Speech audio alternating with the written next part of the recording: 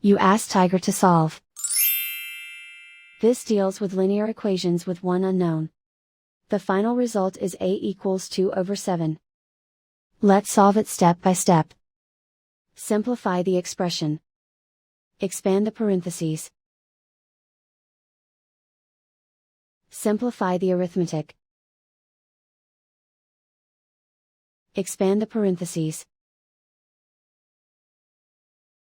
Simplify the arithmetic. Multiply the coefficients. Expand the parentheses. Group like terms. Simplify the arithmetic. Group all constants on the right side of the equation. Subtract 12 from both sides. Simplify the arithmetic.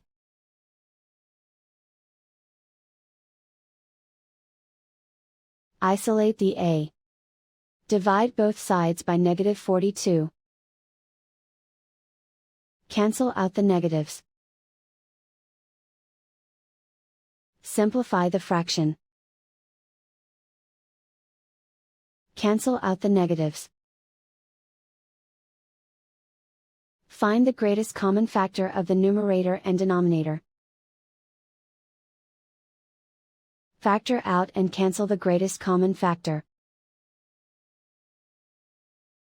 And so the final result is a equals 2/7.